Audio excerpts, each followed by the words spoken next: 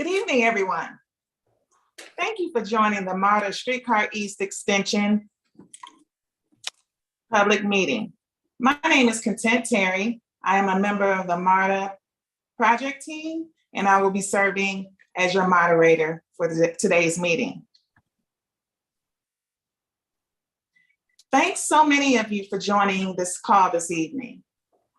As I look at the participants, we have close to 150 community stakeholders and residents that have joined our Zoom this evening. That is so exciting. Thank you so much for taking time out of your day to join this call.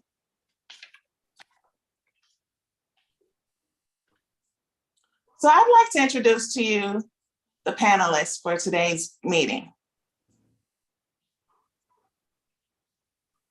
Again, my name is Content Terry. I'm a member of the project team.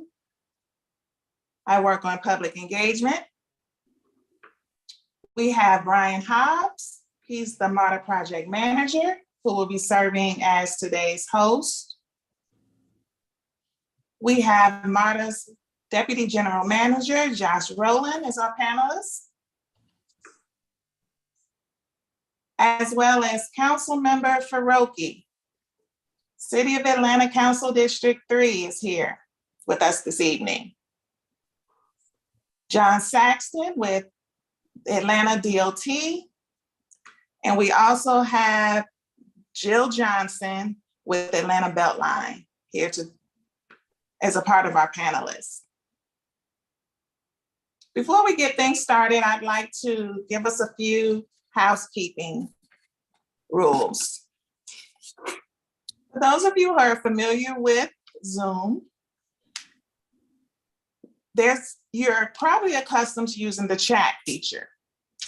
Well, this evening is disabled so that you can utilize the Q&A feature at the bottom of your screen, Q&A.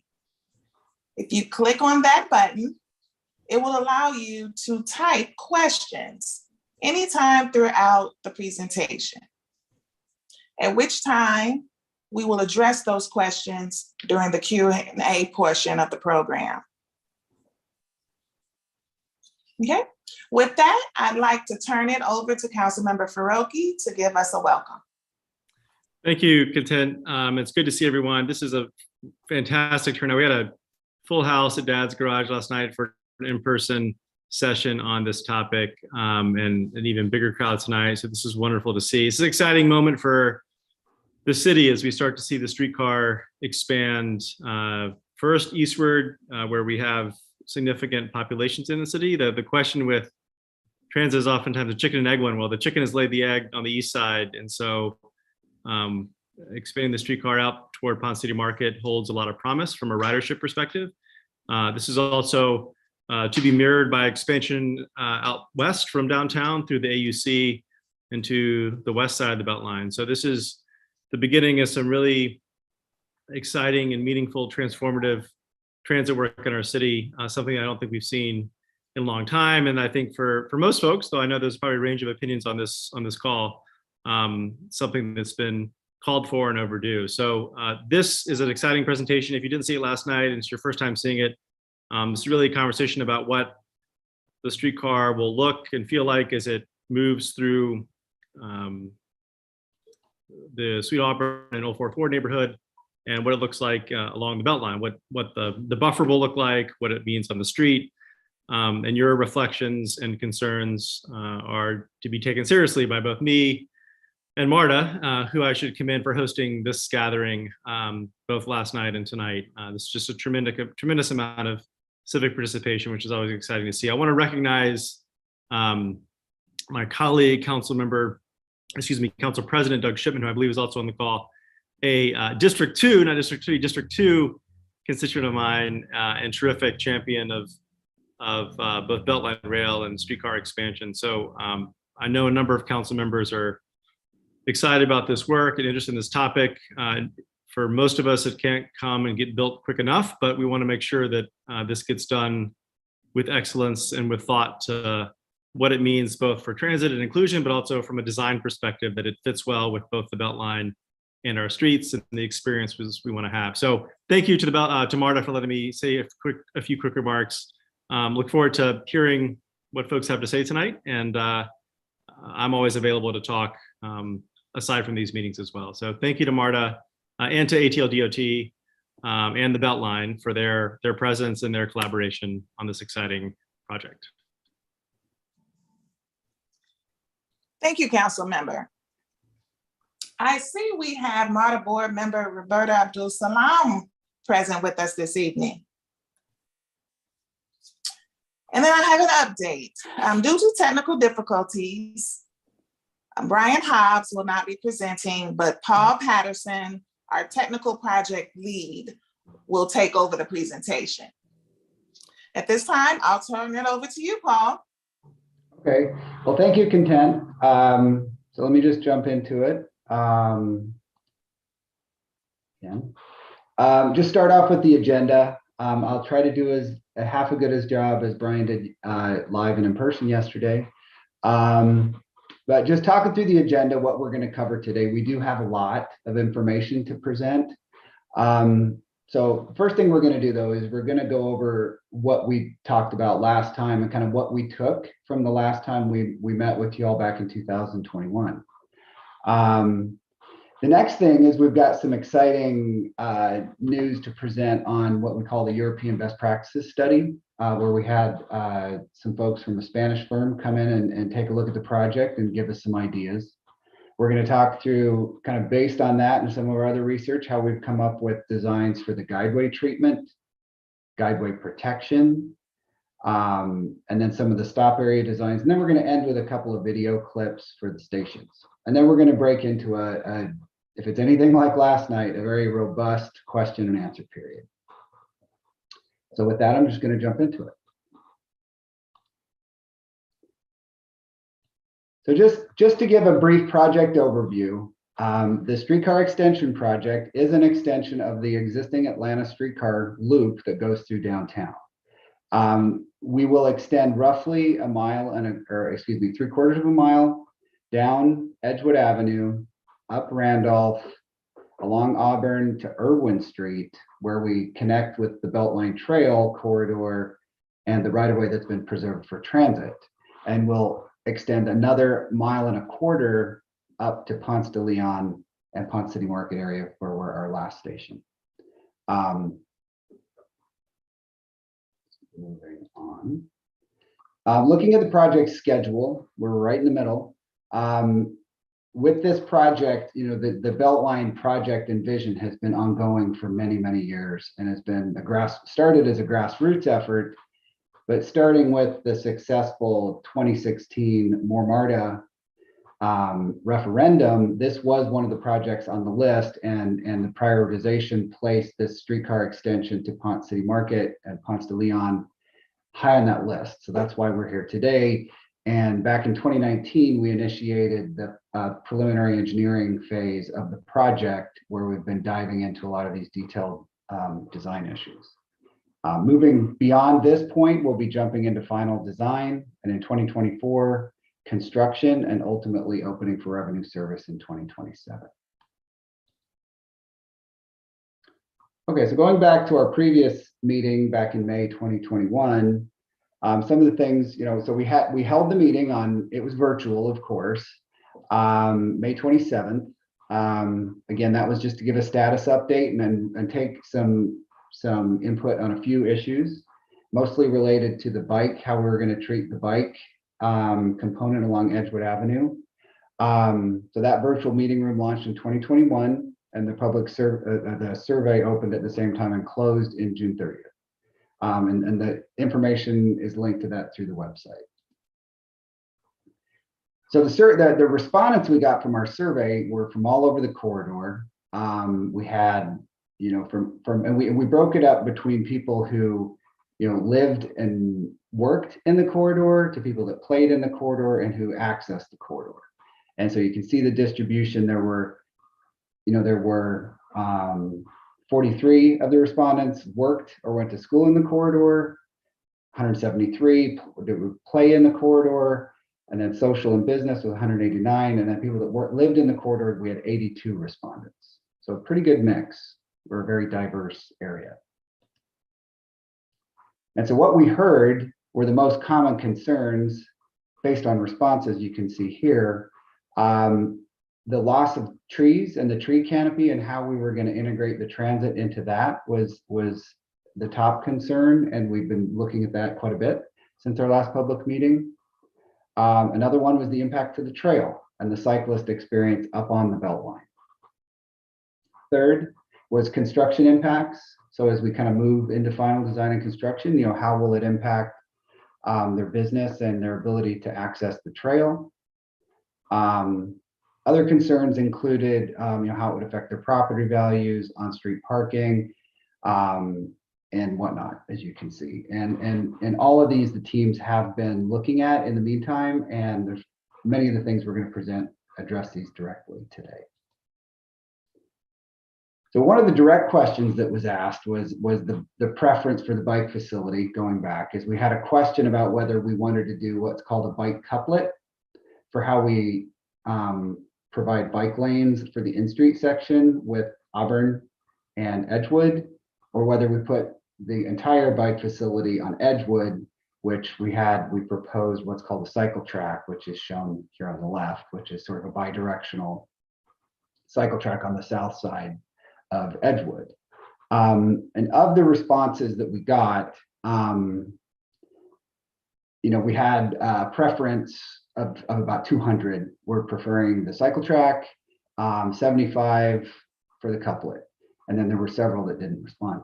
But we felt a pretty clear preference towards the cycle track, and it actually aligned with the technical team recommendations also. So jumping into the new information that we have to present today, one of the, I think, important and quite innovative things that MARTA has done since then was they engaged a Spanish firm called Item, that's the name of the company, and they have over 65 years of experience in delivering European trams throughout Europe. And so based on some of the similar projects that we've observed in Spain and in some of the other European countries, we thought it would be a great idea to bring them over here, have them take a look at our project, and then come up with ways that they could apply best practices seen in Europe directly to this project. So through that process, which lasted about 6 months, they identified 100 individual best practices. And many of those we were able to incorporate.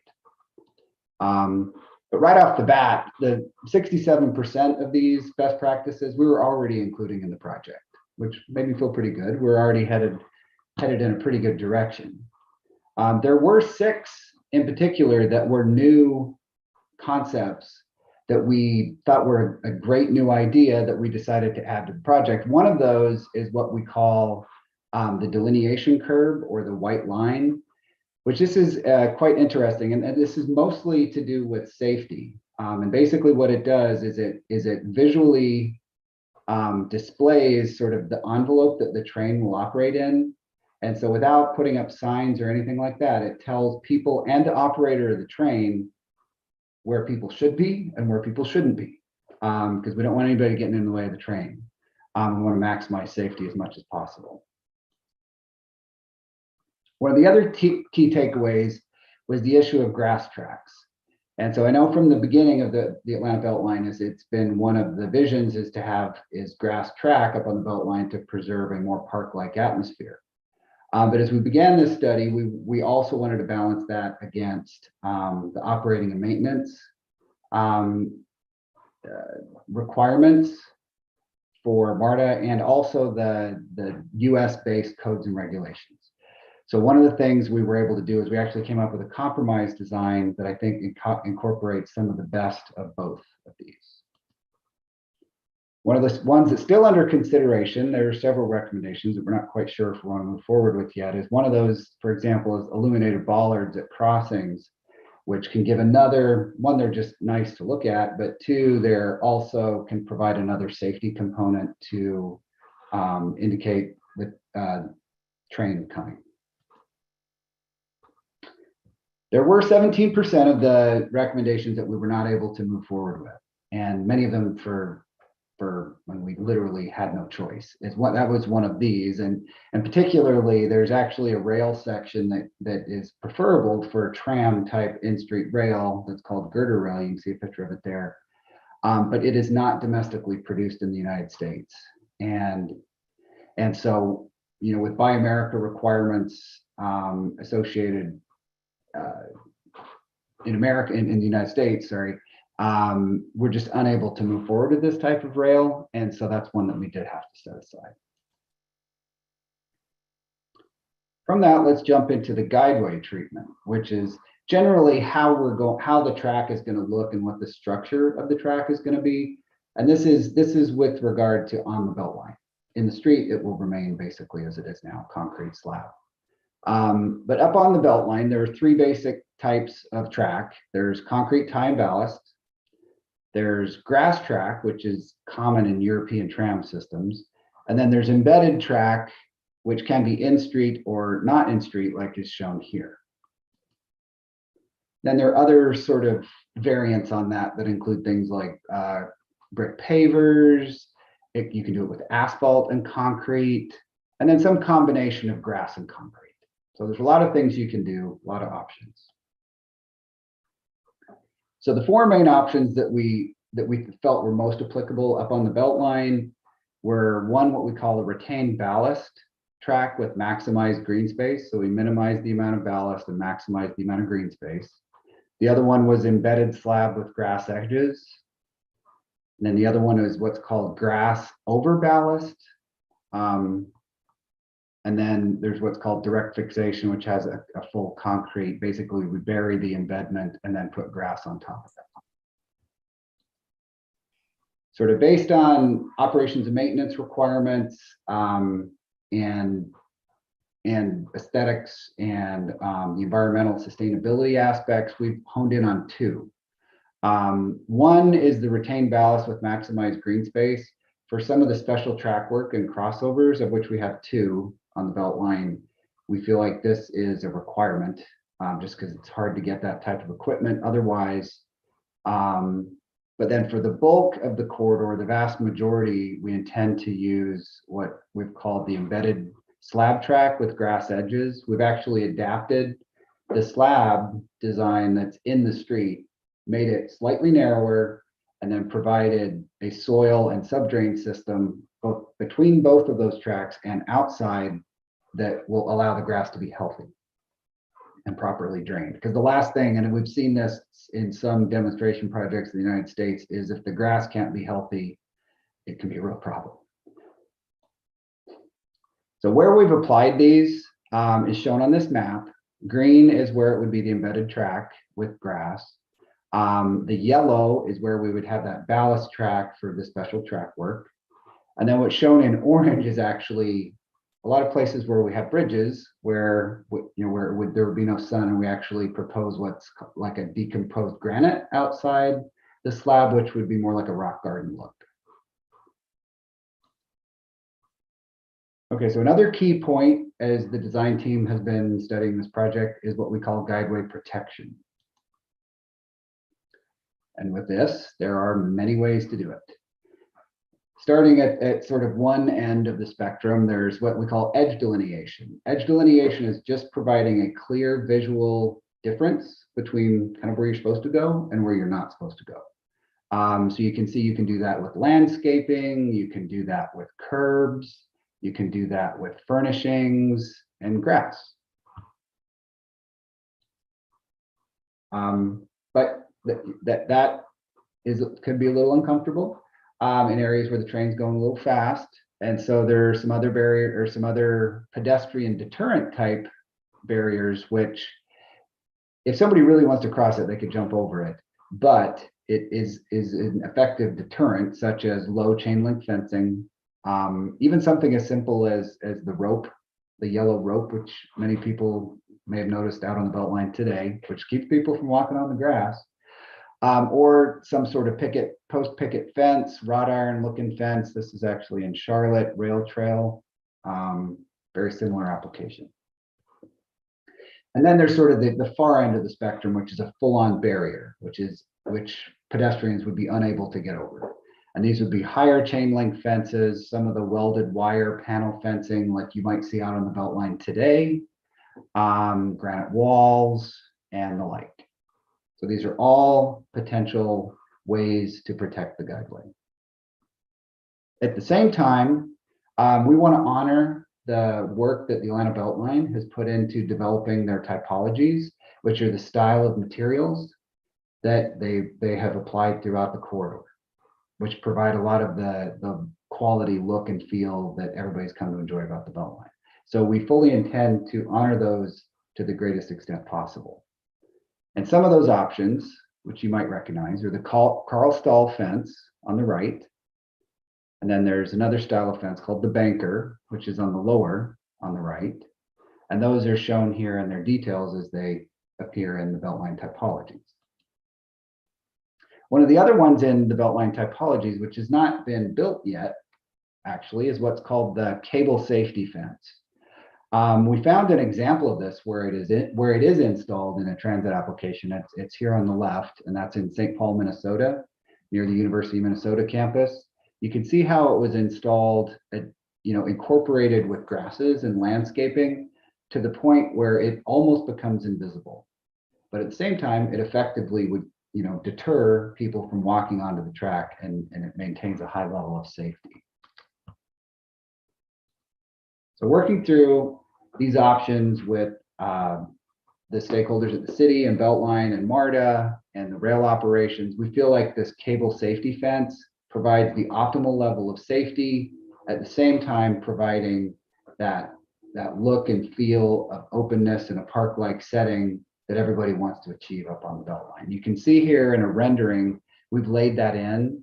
And again, it is almost invisible. And again, when you would apply landscaping and vegetation in front of this, you wouldn't see it. But it's not all barriers and cables. There will be many crossings of the Beltline. And so we've taken a very deep, hard look at how and where and how we're going to provide these crossings in a safe manner. And so we've identified two different types of crossing. One, which we call a type 1 crossing, is more around the station areas where the speed of the train will be going below 10 miles an hour. And so in these locations, it will be, we're proposing to do a passive warning system using signs and having good visibility in the tactile strips to make sure that people vision impaired will have adequate warning, but generally a very wide open crossing, as you can see here. The other type of crossing, as you might guess, is called a type 2.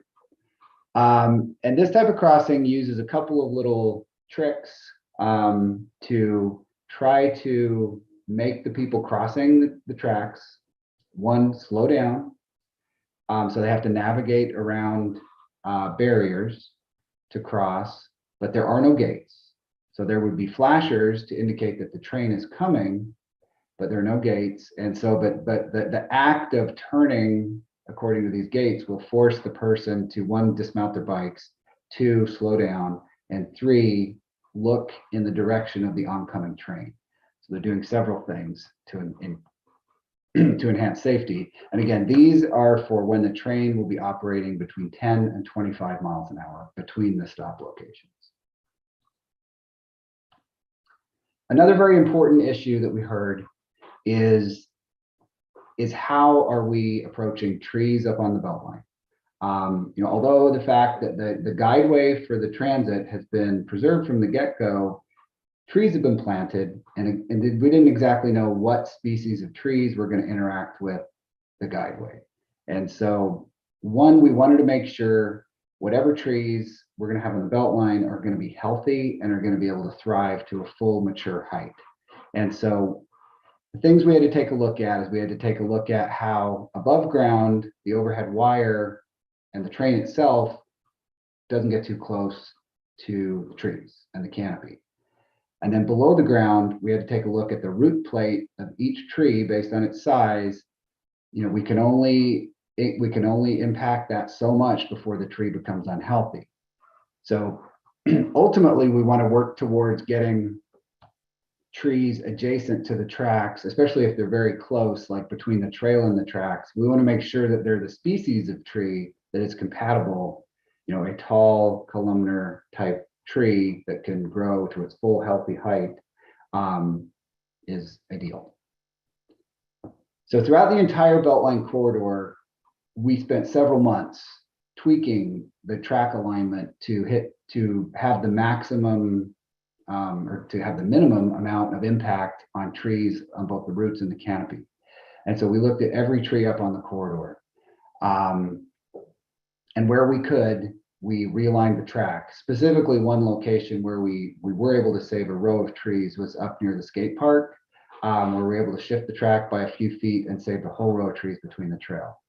There are other areas where we have not been able to save trees. And so we will be looking at all those trees that we are impacting. We will replace per the City of Atlanta replacement policy, which is every inch replaced with an inch, which what that means is the inch of trunk diameter gets replaced with the same number of inches in trunk diameter of trees.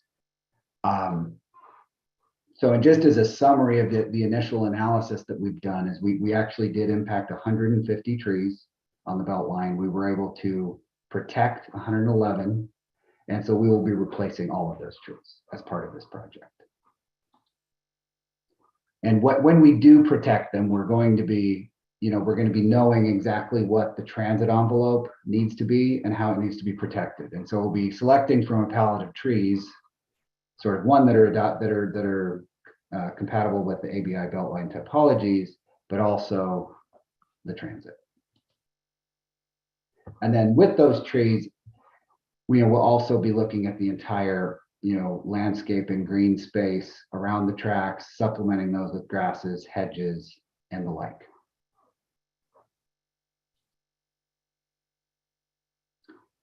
Okay, one of the other big issues that we identified through this process is actually where we transition from the in-street to the Beltline. And to kind of talk through some of our ideas, we have two concepts for how we access the Beltline. One, I guess I'll run through these real quick, and then John, if I could hand it over to you to talk a little bit more detail. We have a couple of concepts. One is we're just going to utilize the existing street space, and it's very active out there, and especially on weekends. There's so many trail users that it can become quite congested. And so we've come up with a signaling approach that we're confident will work, but it will still be a very congested environment at times. But then we also took a look at potentially closing the Irwin Street to automobiles between Sampson Street and Krog Street, and for the idea of giving the streetcar more priority through here, improving safety by eliminating conflicts.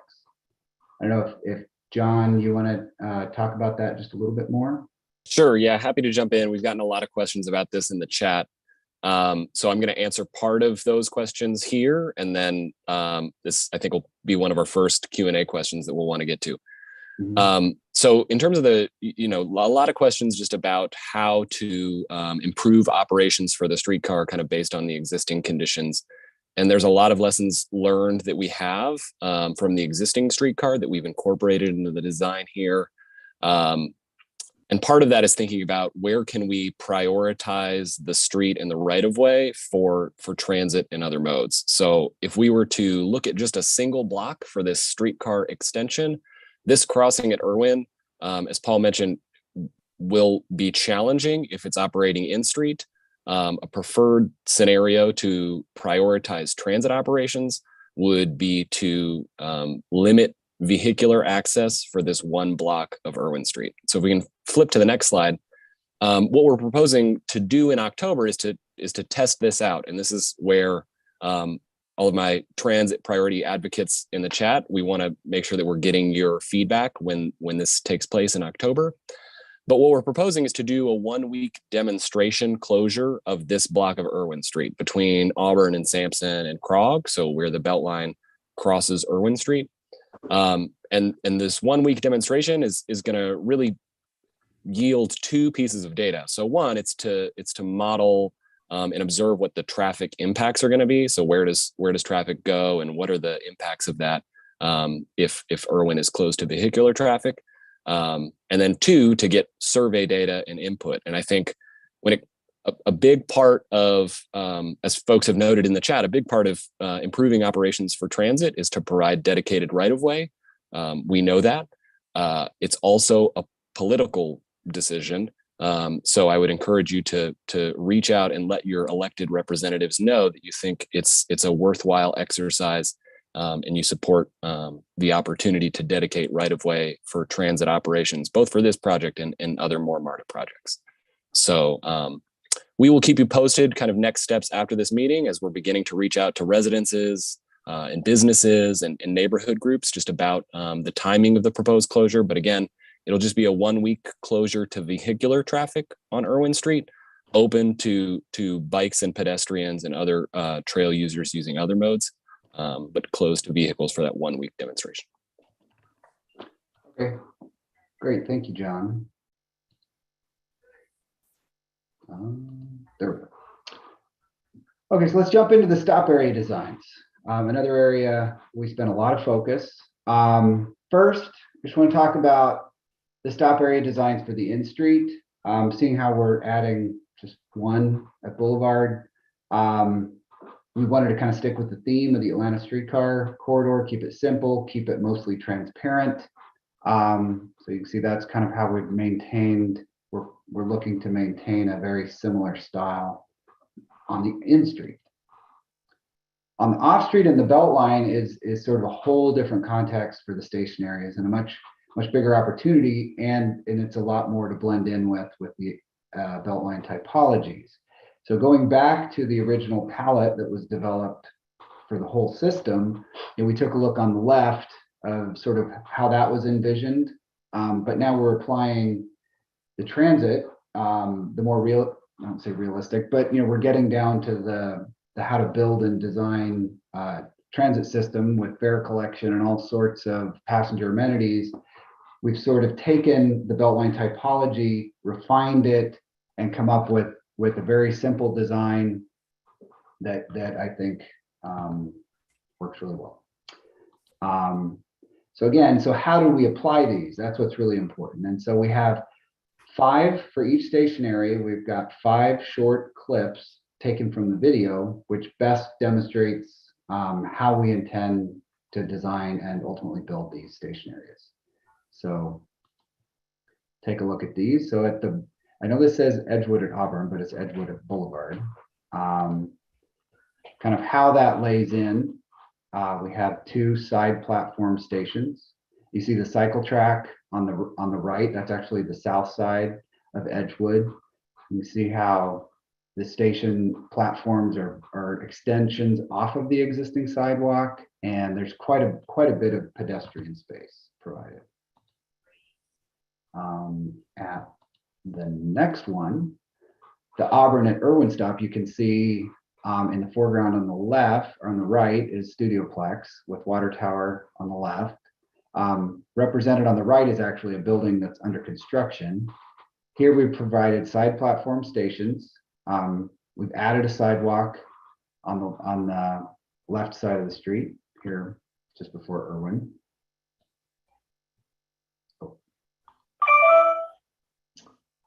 At the Highland Freedom stop up on the Beltline, you can see how we've applied the embedded track with grass edges, provided a stop between Highland and John Lewis Freedom Parkway. Let me hit run on that one. Again, you can see how the type 1 pedestrian crossings are provided. There's a ground level of what it looks like. You kind of see the scale and kind of how some of the landscaping could be laid in.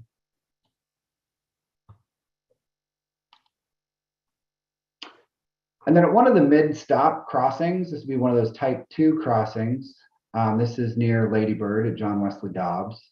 Again, see, there are no gates, but we have the diverted pedestrian traffic. Kind of shows how that lays in. At the Ralph McGill stop, almost finished, but we had to render in this building, the new development.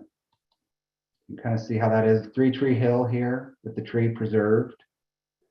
Kind of see how that's going to land. It's going to be quite something. And lastly, at Ponce de Leon crossing, this is a ground level view. Kind of how that would be at the entrance. You can see how the grade crossing would be that would lead straight over to the stairs, similar to today. The stairs and the ramp where that guy's walking are existing. Our crossing would be new.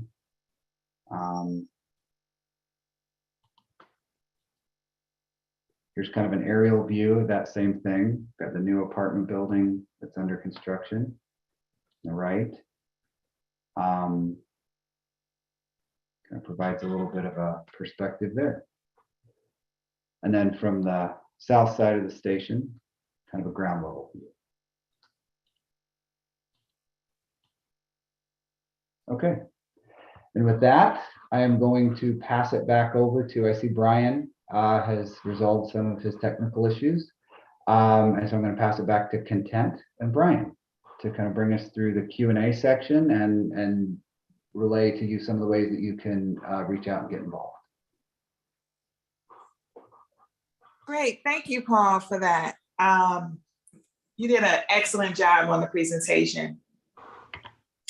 Before we get started in Q&A, I want to once again thank everyone for joining the call this evening. We have just over 200 participants this evening. That's fantastic turnout. Thank you so much for participating. So while we were listening to the presentation, we received over 50 questions in the Q&A panel. If you have a burning question that you would like to ask us, please go to the bottom of your screen, select the Q&A icon on the bottom, and type in your questions. And we're going to do our best to address as many questions this evening as possible. But just a reminder, for those questions we are unable to answer tonight, we will draft the answers and post them on our website in the Q&A. Also, we have several participants who have joined us with strictly audio. If you have a question that you'd like to ask during Q&A, you can select *9 on your phone, at which time then you can be unmuted to ask your question directly. And then finally, if you prefer to submit your questions virtually, feel free to access our project website at streetcareast.com and complete the comment card. So just as a reminder, we have a panel here today of MARTA representatives, the project team, the City of Atlanta, and the Atlanta Beltline. And they will be the ones answering your questions, which I will read. So as a reminder, we have Josh Rowland, who's the Deputy General Manager of MARTA. We have John Saxton. He's the Assistant Director of Mobility Planning for the City of Atlanta Department of Transportation. Jill Johnson has joined us this evening, the VP of Government Affairs at Atlanta Beltline.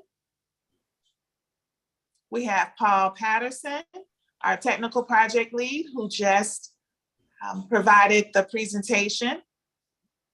And then we have our MARTA Project Manager, Brian Hobbs, who has also joined us this evening.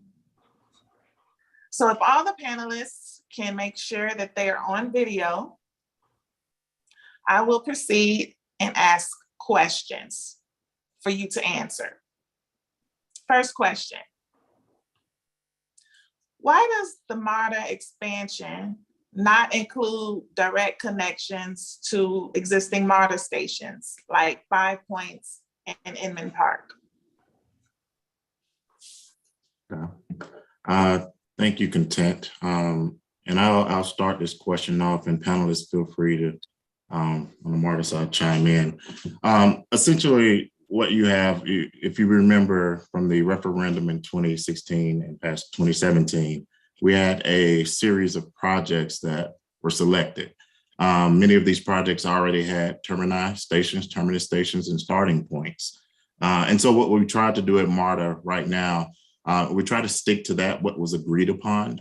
We did have that list shrink down to a number of projects that we wanted to move forward.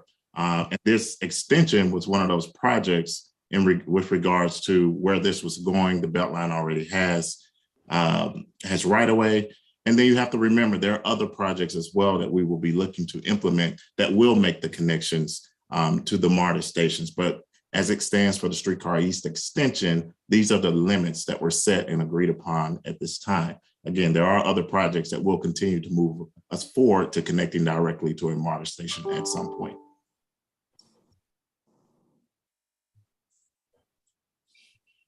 Okay, thanks, Brian, for that answer.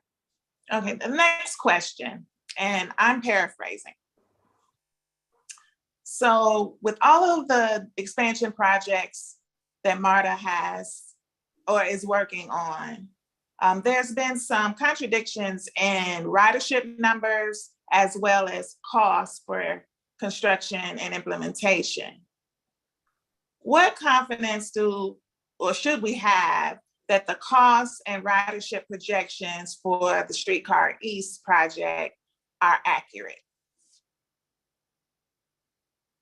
I'll start this one off again, and we may have someone else join in as well. Great question. I think what you have to listen to is what you just said in your question is projections. These are all projections. Ridership projections are always subjective because, again, these are models that we're running. They don't necessarily, they don't always come to fruition. But at the end of the day, these are the tools that we've developed that give us the best shot at understanding what that ridership may be. One thing you got to think about as well when we're talking about ridership, we now, what we didn't have before, pre-pandemic, post-pandemic. So we do have a lot of different variables that have taken place over the years that can affect what we get from a ridership standpoint. That same goes true for cost. Inflation. Right now, just look at homes, for example. Homes are a lot higher than they really probably should be at this point. So that happens with every piece of material that we may have to implement or may have to use to construct. So just from a standpoint of projections, that is what you're getting right now. And it will always change right now as long as we're in this influx right now with inflation and so forth. And I'll also ask anybody else on the panel. Yeah, I'll add to that, Brian. I mean, it's actually one of the main purposes of this the process of preliminary engineering is, one, we need to define what the project is. So we've spent the last couple of years figuring out what the Guideway looks like, how we're going to protect it, how it can be safe, where it exactly goes, where the stations are, what they look like, what they're made of. So we're pinning down these variables, these unknowns. So we're eliminating those unknowns. So we're able to make better calculations of how much materials, not the unit cost side, but at least on the materials and quantity of material side, we've really tightened up what we think the project is. And so that helps us provide a better cost estimate. And understand this is 30% we're at, and we'll continue to refine that as we move through final design. And Brian, this is Josh, MARTA's deputy GM. I think even at a higher level, one of the things we can be certain of is that people will continue to move to Atlanta, and transit will continue to play a vital and increasingly vital role in how we move people throughout our city. And so if we look, potentially at the region being 7-8 million people, our system's not going to be effective if we continue to rely on single-use vehicles, single rider vehicles, the SOV. So we really have to shift our focus to moving people moving people safely throughout this city, and we are going to continue to grow. We are an economic regional engine, and that's why these projects are so important. And I know we'll talk about connections later, but this one project is also part of a bigger program to further transit within Atlanta. Next question. How will we manage the noise generated by the streetcar and its impacts on residents who live on the Beltline? Paul, you want to take that? Sure, I can take that one. I mean, one, with the light rail technology, it is a very quiet technology. I mean, compared to a car, especially at the speeds we're looking to operate, between 10 and 25 miles an hour on the Beltline, it is going to be pretty quiet. Also, the effect of the grass and the vegetation will actually serve as a dampening effect on the noise that it does produce. So it really is not anticipated to be anything as much as even trail traffic.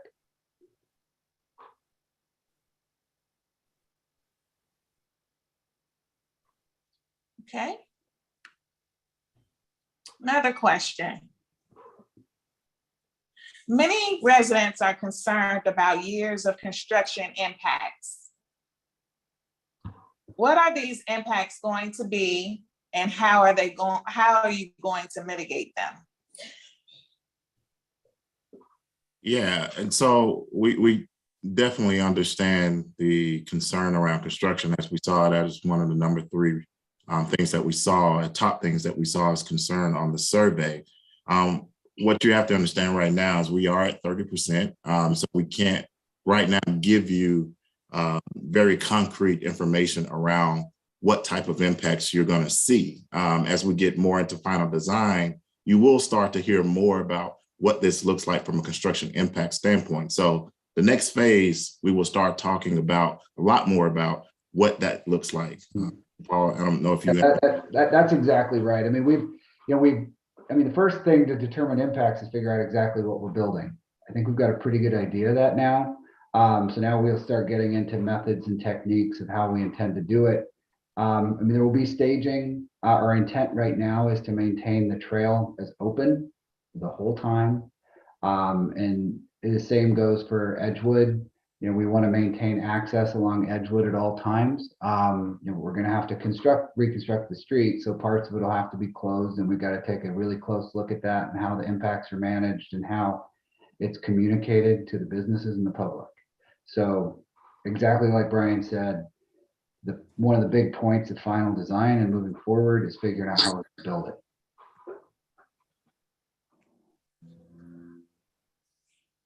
So we have a question in regards to the streetcar and it's traveling in mixed traffic.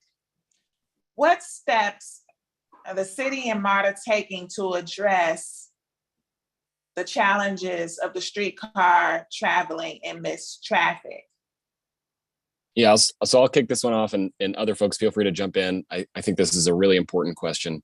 So I think the first piece is we clearly understand that operating in dedicated right-of-way for the streetcar is a benefit. And so the first thing that this project is going to do is going to get it operating on the Beltline, where it will operate entirely in dedicated right-of-way. The two or three other pieces are, one, there are a number of lessons learned that this project will take into account from the original streetcar project that was delivered in 2014. And so one of those aspects is just the design. So if you think about a number of locations on Auburn and Edgewood where you've got a tantalizing amount of space for a driver to illegally park, that's one of the things that this project is going to eliminate for the extension. So instead of having striped areas where folks can, because they're going to do their best to squeeze in there and park illegally, we're going to pull the curb out, so to make it that much harder for them to park there. So there won't be any space in the existing right of way for folks to illegally park the way that they do on the existing alignment. When it comes to the existing streetcar, We've worked closely with MARTA on addressing some of those illegal parking hotspots that they've seen, particularly on Auburn Avenue. If you've seen the planters that have been out there since February or March, it's definitely cut down on a lot of the illegal parking activity that we've seen. It's not eliminated it, but it certainly has made a big improvement. And then when it comes to traffic, operating in dedicated right-of-way is the best way to address that issue, along with incorporating transit signal priority. And so this project, like all of the other more MARTA expansion projects, is going to incorporate transit signal priority to make sure that the transit vehicle is communicating with the signal to let the signal know, hey, I'm coming, I get to go first. And then I guess kind of the last piece just on lessons learned is that we're doing this demonstration closure of Irwin Street for 1 week in October. And it's really to kind of test out this piece of this opportunity to close a very important segment of the alignment to vehicular traffic for 1 week, to see what the traffic impacts are, because we think the data here is the most important piece. And that's the hard traffic impact data. And seeing where vehicles are rerouting, and also getting survey data. So we'll be out there in person, but we'll also be developing survey for folks to participate virtually, and let us know what your feedback is. If you think it's a terrible idea, please let us know. If you think it's a great idea, please let us know, and communicate that also with your elected representatives and Council Member Faroki, who's joined us tonight. Great. And again, you can direct your questions and your comments to our website, our project website, which is streetcareast.com. And there's a comment card that you can select and enter in your comments or additional questions. So we have a question in regards to the cycle track. And if that option is selected, how will the design prevent conflicts and crashes between bikes, scooters, and cars making turns across the cycle track? All right, Paul, do you want to chime in with the design? I can start with that. Well, one, I want to clarify the cycle track is part of the design based on the feedback we heard at the previous public meeting. And being on the south side, we took a big look at which side made the most sense. There are fewer driveways on the south side of Edgewood, and so we were able to provide a safe buffer between the cycle track, the sidewalk, which is clearly delineated and is wider. So we have a wider sidewalk, the cycle track with dedicated clear zone for the bikes, then a buffer, and then the streetcar and automobile traffic. So one is just giving everybody their space. At the intersections, we put a lot of attention into making sure there's clear visibility, and at the signals, making sure, I think there are some signals that will have bike only signals that will bring bikes through safely those intersections. Some of those details we're still working out. But state of the practice, we're gonna provide the safest means that we can. I don't know if John, if you had anything to add on that topic. Yeah, on the bike question and the cycle track. Mm-hmm. I mean, I think I might have missed just the original part of the question, but I mean, for anybody who has biked on Edgewood recently, this is going to improve conditions for that stretch where we know that there's a lot of illegal parking taking place in the bike lane.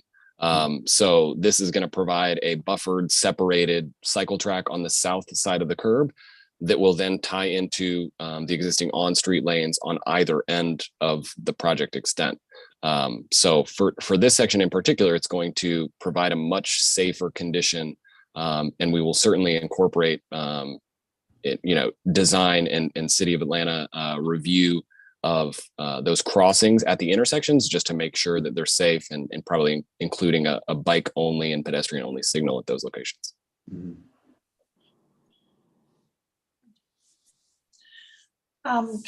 Can MARTA provide an update on the plans for transit on the south side of Atlanta and along the northeast corridors? Yeah, sure.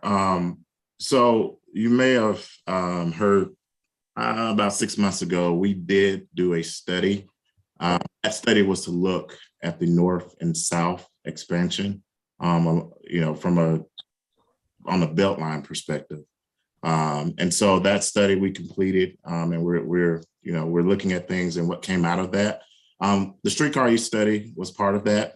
So we did utilize information from Streetcar East expansion project to go into that study to understand what that looks like from a standpoint of expansion. As you know, that is the north and southeast extensions are part of the More Modern program.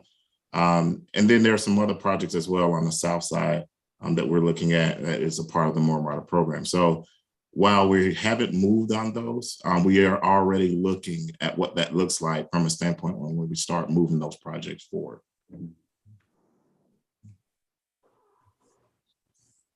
Okay.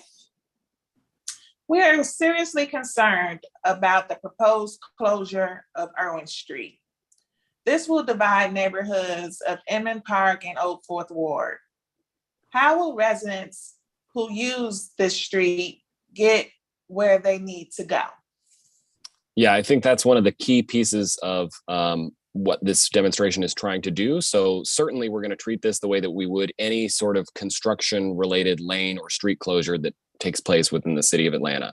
So we're beginning to reach out now to residences and business owners to let them know what we're proposing. And again, this is just a 1 week demonstration in October. As the project team noted earlier, this is 5 years away from when the project would actually be complete and the streetcar would be operating. So this is just a 1 week demonstration that we're proposing for October. So we will certainly provide information for rerouting and detours that will be made available. That's a requirement for any type of street or lane closure that takes place within the city of Atlanta. So we'll make that information available, and we're reaching out now just to make sure that folks are aware and can plan accordingly. I mean, in terms of dividing neighborhoods, I want to make sure, I mean, the bicycle and pedestrian aspect and the transit, I think will be fully open and even optimized, and we'll be pulling the neighborhood together. It'll just be the automobiles. So. Okay, we have several attendees who have joined us via YouTube. This is a reminder to please go to streetcareast.com to submit questions or comments using the comment card.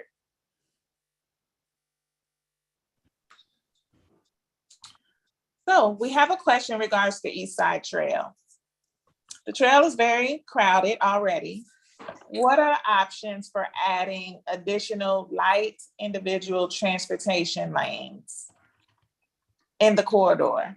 Can this be done instead of transit? Hi, good evening. I can speak to that. So first of all, Atlanta Beltline Inc., we are committed to seeing light rail built on the Atlanta Beltline and obviously supportive of crosstown connections as well. Transit's at the core of the Atlanta Beltline vision, and it's really the foundation for an equitable transportation project.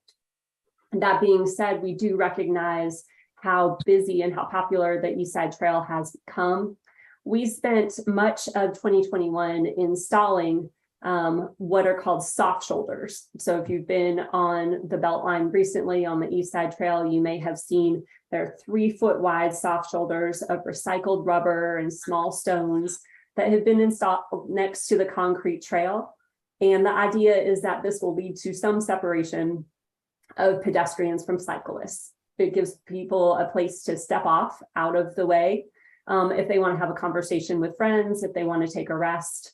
But we also believe some of the congestion on the South Side Trail will be relieved as we build out this transit, because some of the folks using it now will be able to utilize transit to get to where they need to go on the Beltline or in other places across the city. Thank you.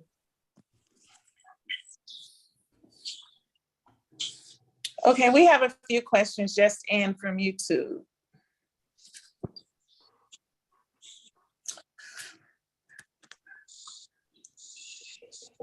Does it make sense to install root barriers to protect the tracks from the tree roots?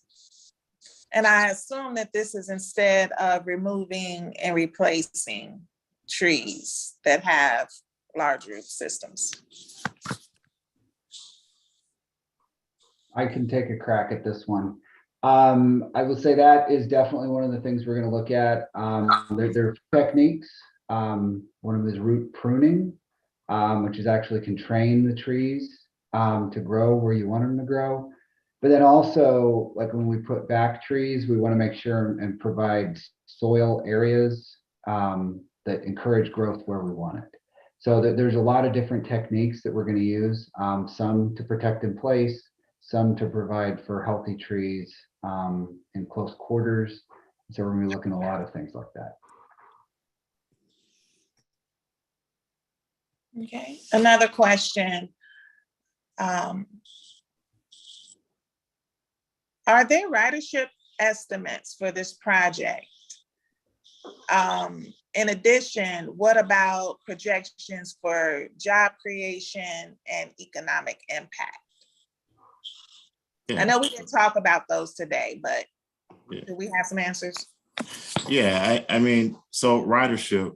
So one thing about ridership, we do have pre-pandemic numbers with ridership.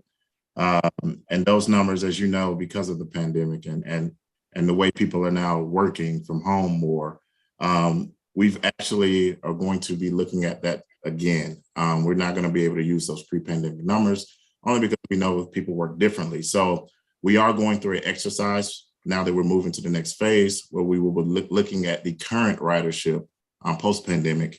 I will say that we've waited. The reason we haven't run those numbers yet because we wanted school to be fully in before we run those numbers. You like to run them when school's in. So we'll have that going forward. We don't have it now, but we're in the process of gathering those numbers post-pandemic.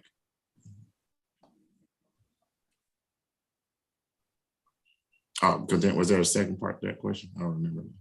Yeah, economic impact projections and job creation. Yeah, so those numbers as well, we won't really know that until, again, we're just now getting to 30%. Again, as we move further into final design, we'll start to have something more for you to share there. But again, we're just at 30%. We're just figuring out where we're going with the route. And I don't know, Paul, you want to weigh in? I was just going to add just broadly, economic impact's a tricky one because it's been affected by the vision of the Beltline and the last 20 years of people knowing that transit and trail and all the other improvements to parks and affordable housing, that those are coming. And so a lot of investment has already been made. So how do you separate the investment that's already made from any new investment that could be made? It's going to be a little tricky, but it's clearly happening. So I think it's in a lot of ways obvious already.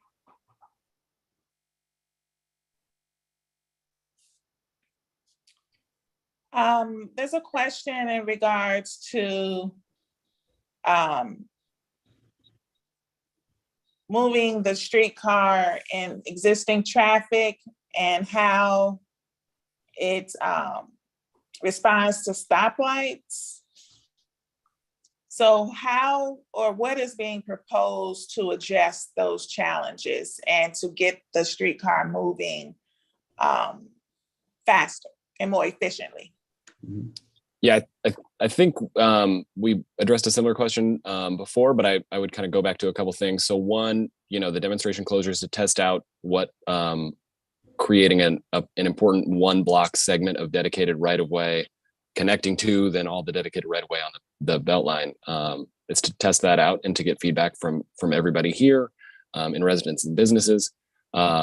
For when it comes to time to thinking about the existing streetcar, there are locations along the existing alignment where we could potentially provide dedicated right of way to improve streetcar operations so that it's operating in its own lane. That I think is something that we know from a technical perspective would benefit the streetcar operations, but there's also kind of a political component because you can see, just folks have hesitance about kind of something new and something different there. So there will certainly be impacts. That's why we think it's important for the demonstration closure to test that out and to see what happens. And then I will just identify that we've done some quick wins along the existing alignment to take away some of that striped, the striped no parking areas where folks are going to attempt to park anyway. So we've tried to take those away using some planters and barriers along the existing alignment. But the design will, for the streetcar extension, will take that into account. What about the controlled signalization options? Can you talk about that, John? Well, Paul probably can better than I can, but the signalization is, TSP is going to be an important part of this project, like all the other MARTA projects, and allows the vehicle to communicate with the traffic signal to let it know that it's, to prioritize streetcar operations. Yeah, and so basically there are there's observation mechanisms on the streetcars that let the operations center know where the streetcars are, and it let the traffic signals know when they're coming, like John was saying. And so the idea, these traffic signal systems are actually quite sophisticated. And so it sort of factors in. So if there's a green light, it will extend that green light until the streetcar comes through, and then it will go red. Or if there's a red light, it might shorten that phase by 5 seconds so that the streetcar can sort of catch it. So it's a very sophisticated computer system that looks at the whole network. And that's the system we're looking to apply here and on the other more MARTA projects, say on Summerhill and others, Campbellton and whatnot. Okay. What's the estimated cost for this project, and where's the funding coming from? Yeah, so we're right now estimating this from a range of $176 million to $215 million. Again, this all depends on what you're constructing, and understand that this, we are taking into account what's taking place with inflation, the cost of materials, and how they've increased. So that's where we're estimating now, that between that range, depending on what we implement. We have a participant who would like you to explain the concept of the cycle track. What is it exactly? If somebody wants to take a crack at it, I'll find the picture of it from the presentation. Yeah, so I was trying to type a response to Rebecca's question in the chat. So, cycle track, we've got a few within the city of Atlanta. Rebecca mentioned the one on Peachtree Center. The design here is superior to that design in that it's going to be buffered and protected behind the curb. Whereas, it's very easy for cars to park illegally, or all of the loading activities that take place on Peachtree Center to impact that. The design here will make that much, much harder because the cycle track. So,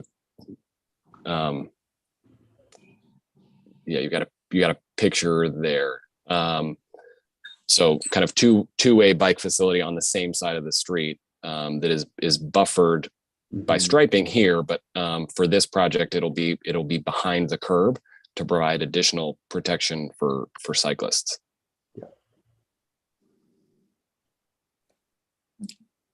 Okay.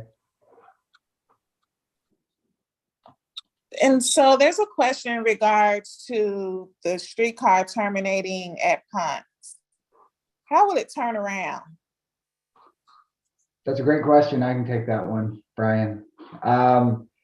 Good question. Actually, the way we've configured it right now, actually, as a train from downtown heads to Ponce, it would pull up, and then all passengers would be required to get off, and the train would leave service, but it would proceed on a new bridge over Ponce de Leon Avenue and switch over to a single tail track. An operator would change ends of the train and take a short break, and then would come back into service on the other platform, open the doors, take on passengers, and head inbound to downtown.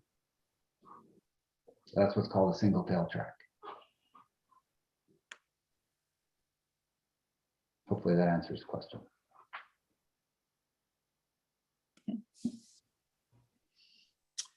There's a question in regards to construction. Is there any way we can speed up the construction timeline? 5 years seems to be a very long time.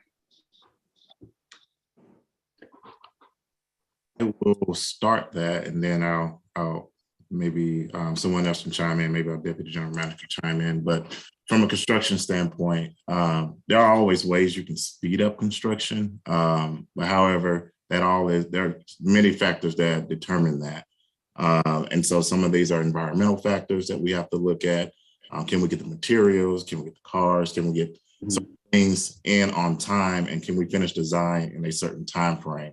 But again, there's always a possibility that you can speed construction up. I'm not sure if we can do it here. We'll always look at that. But that's something I just can't answer for you at this moment, whether we can. And Brian, this is Josh Rowan again. I'll take a stab at a few of these more in kind of a general framework. So one of the challenges with construction in urban areas is actually traffic. So oftentimes, and I'm not suggesting this for this project, but on most projects, there's the discussion about working at night. Generally, you get more hours per day than working a 9 to 4 schedule to avoid the AM and PM peak. So that's one thing. The maintenance of traffic is a very big deal. The second one is utilities. That's a common discussion. They have to move before we move. And so the earlier we get started dealing with utility relocation, that helps with the construction of our project. And then as simple as it might sound, and maybe overly simplistic, is actually the community support and buy-in for the project. Quite often, projects will get about halfway through and people will start visualizing what the project looks like, and maybe it didn't meet previous ideas, and there can actually be mid-construction opposition, which at that point it's really too late. And so that's why conversations like these are so important, because we can start identifying those critical issues that are really pertinent to the project site now while we're in the design phase, versus when they become reality once we have backhoes putting buckets in the ground, moving dirt. So again, the work hours, the utilities are a big deal, and we can't underestimate the value of the support from the community. Thanks, Josh. We have several questions expressing concerns about displacement and affordable housing along the East Side Trail. What measures are being taken to address these issues? Hi, this is Jill with Atlanta Beltline. I can start the answer to that question. So obviously, Atlanta Beltline, affordable housing and equitable housing is a cornerstone of the Atlanta Beltline vision. When we were created, we were given a mandate to create 5,600 units of affordable and workforce housing within the Beltline tax allocation district, so close to the Beltline corridor.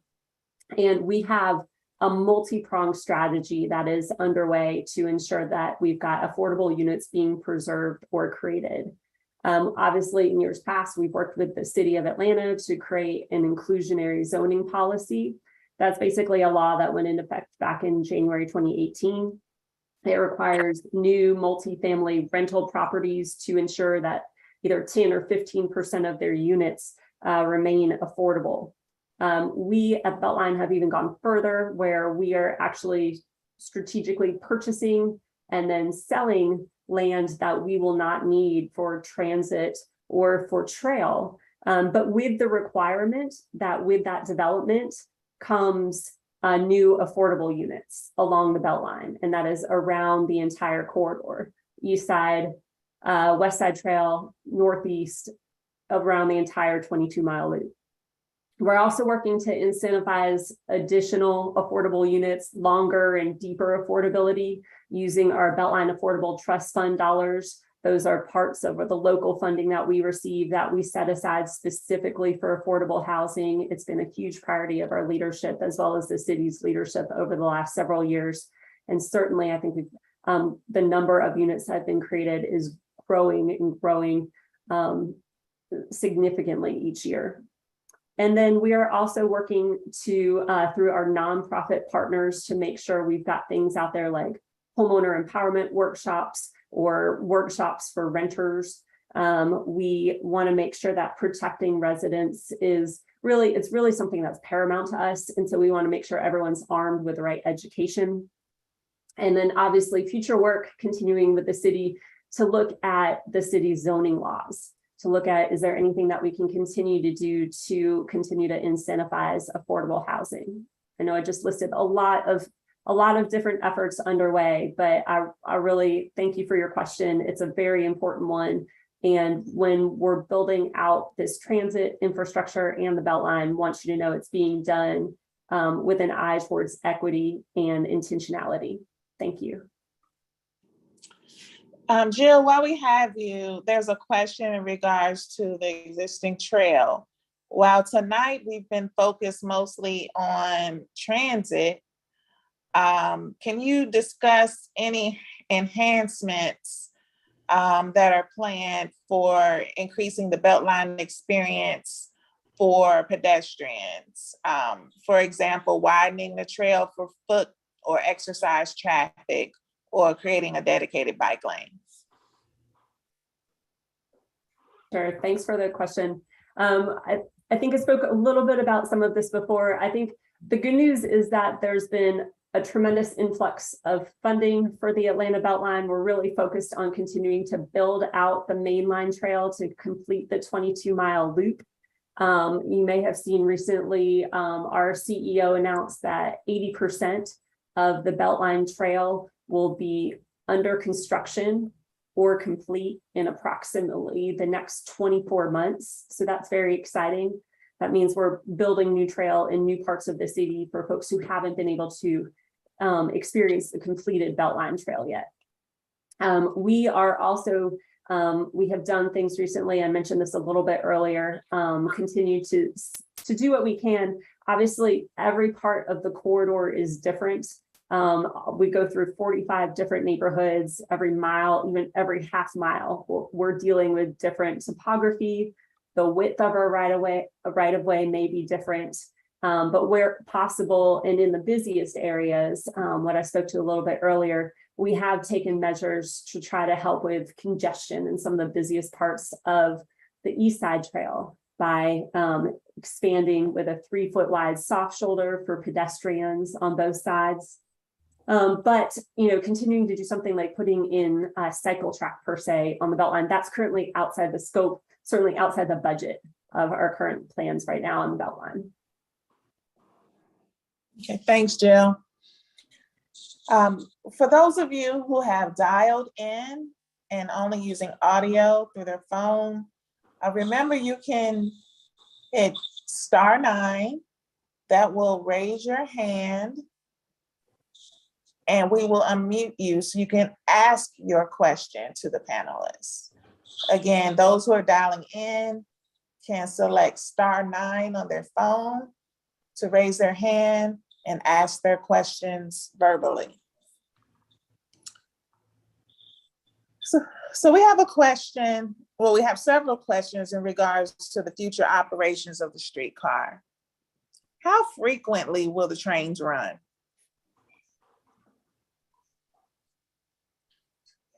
Yeah, so, and Paul, you can jump in here. I know we are still working on the operating plan. I think right now, and Paul, correct me if I'm wrong, the current operating plan, we're at what? I think we're at 15-minute headway. Yeah. And we're That weighs about 15 minutes. Yeah. And so that's something we'll continue to evaluate. One thing we are doing, we will be buying more cars because, as you know, you start extending the current streetcar.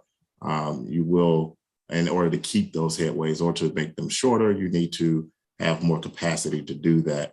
And so we'll continue to operate. We'll continue to refine what the operations look like.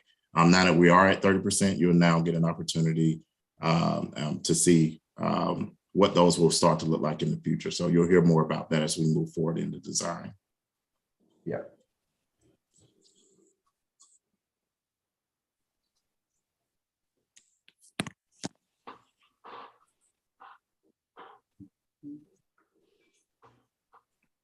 believe Mayor Dickens has joined the call. If you're there, sir, and you would like to provide some comments, we are open and can let you in.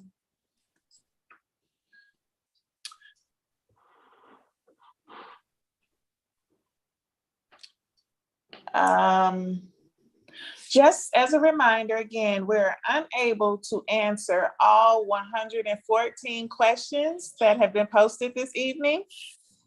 So the planning team will take these questions, answer them, and post them on the project website, which is streetcareast.com.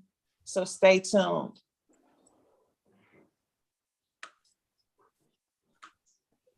There was a question in regards to the species of trees that may be used for replacements. How were those species derived? All of the species that were shown in the PowerPoint, I don't know if you want to go there, but these were species already selected that are part of what the Beltline topology is. So we're not deviating from that.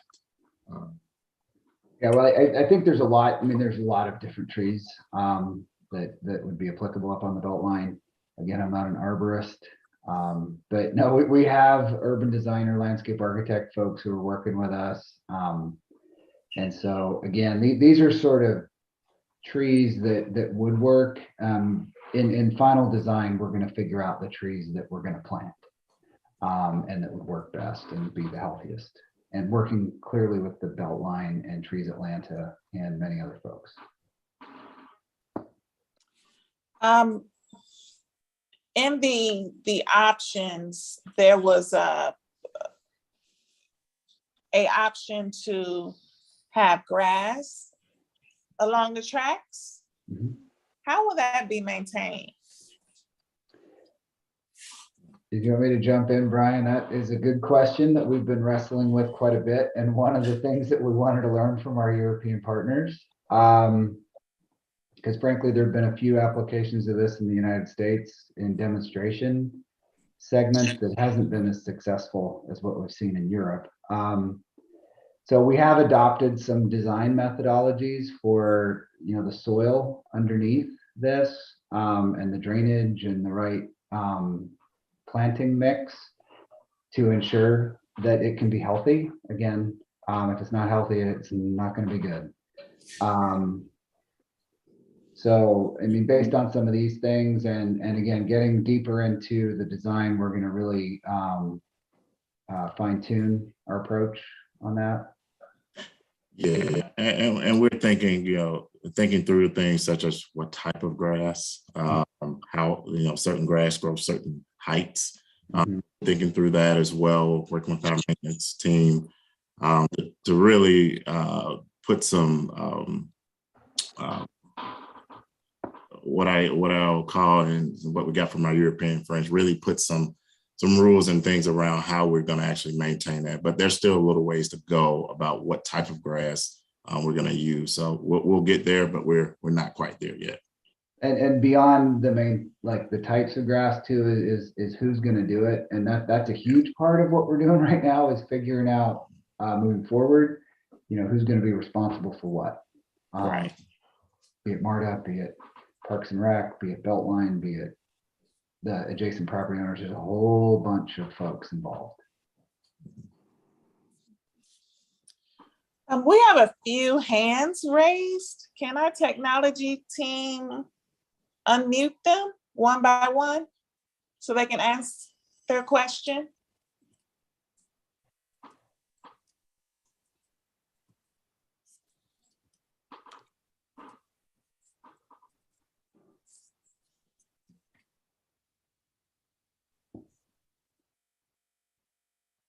Is that possible?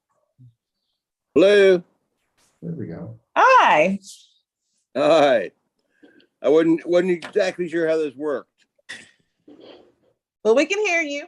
Ask your question. Quick question. I see the streetcar stuff. I understand it. I've been to Beltline meetings for 20 years. I've also spent some time out looking at the project that's out at Peachtree Corners using autonomous busing. And their model seems to have some value to look at based on cost and based on usability for a period of time.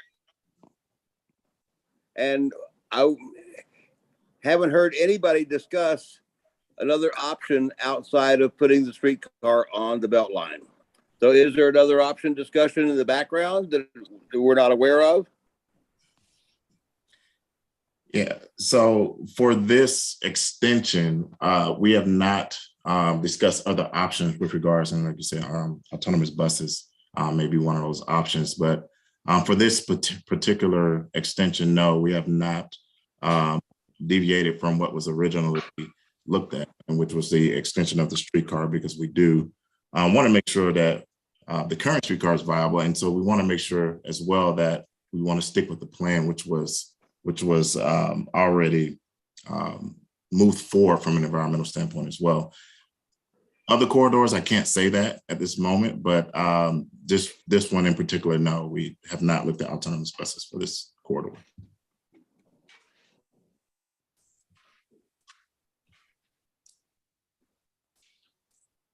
Do we have another hand raised? Yes, I have a question. So I'm wondering if there has been any concern about an increase in crime rates or like the homeless population or anything like that. If there have been concerns, how does MARTA plan to address it? If there haven't been concerns, that's great. So as of right now on the streetcar, there hasn't been a major increase that I'm aware of at this moment from a crime perspective.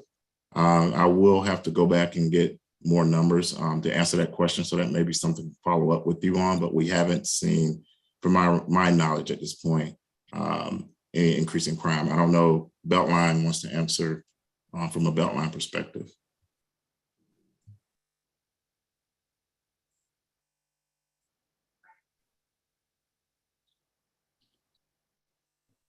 Thank you. Oh, I was just going to add real quickly from a design perspective, we are doing a hazard and threat and vulnerability assessment associated with the project to examine all the possible ways that could be safety risks, and we're assessing all of that and coming up with mitigations to resolve them. And so that's all built into our process. And so as we move forward, that will be definitely completed. So, and is in process now.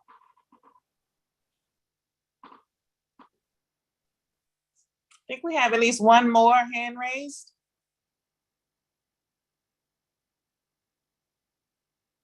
Hi, yes. I had two questions. I don't know if we have time for two quick questions. Number one is about the equity piece. Can we, it's a good project. You know, a lot of the southern neighborhoods want to make sure that light rail related along the Beltline is next in line to secure the light rail future. How can we start discussing those and start talking with our entities to have us on the priority list next? That's number one. And then number two, the second question is about the ridership portion. Most of the ridership is on the southern neighborhoods. How can we secure and make sure that, regardless, that we continue to promote that as well as that's part of the equity piece?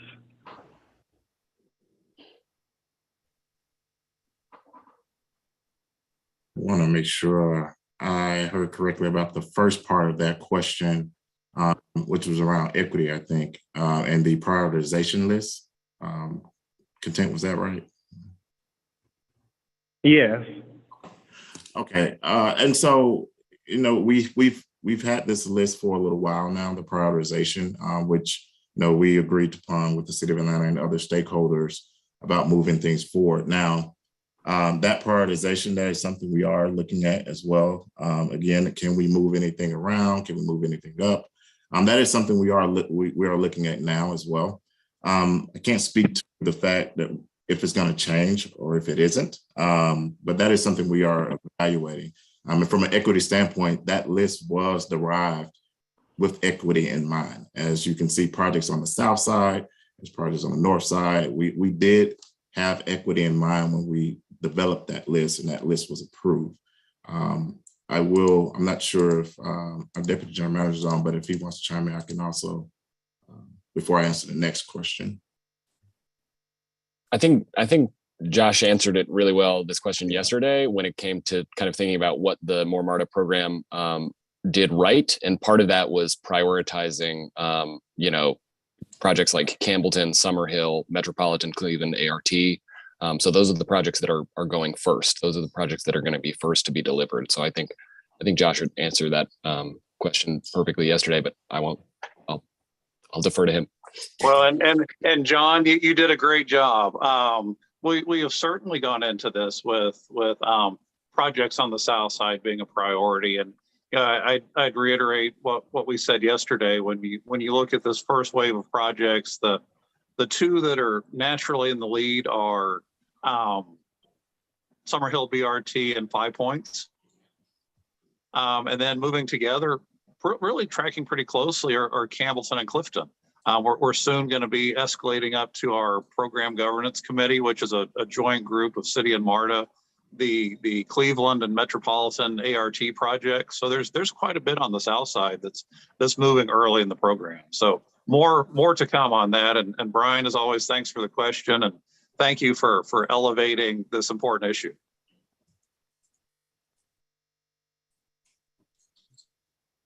Okay, I believe our Q&A session has come to a close. I'd like to thank all of the 210 participants for joining the call this evening. Please be mindful that our project website, streetcareast.com, will have answers to the unanswered and answered questions. In addition, it will have a link to the recording of tonight's meeting. And it also will contain additional information for you to learn more about this project. And I believe I just received a note that board member, Ms. Roberta, has her hand raised and would like to say something in closing. Is there a way we can unmute her? Can you hear me? Yes, we can. Here I am. Hello. Let me say good evening to everyone. I want to thank each and every one of you for participating in this very important process. Any opportunity for community engagement is a great opportunity. I want to say a special thank you to the team and the panelists, to all of the MARTA support staff, and on behalf of the board of directors and myself as vice chair, just want to say let's continue this process and keeping the public involved. Thank you very much and good night. Fantastic. Thank you so much for that, board member. All right. Again, with that, thank you so much for your participation this evening. Actually, Content, I apologize for interrupting. I see that we have Councilmember Winston. Just wanted to he has his hand raised. Just wanted to give him an opportunity to ask a question or say a couple of words. Thanks.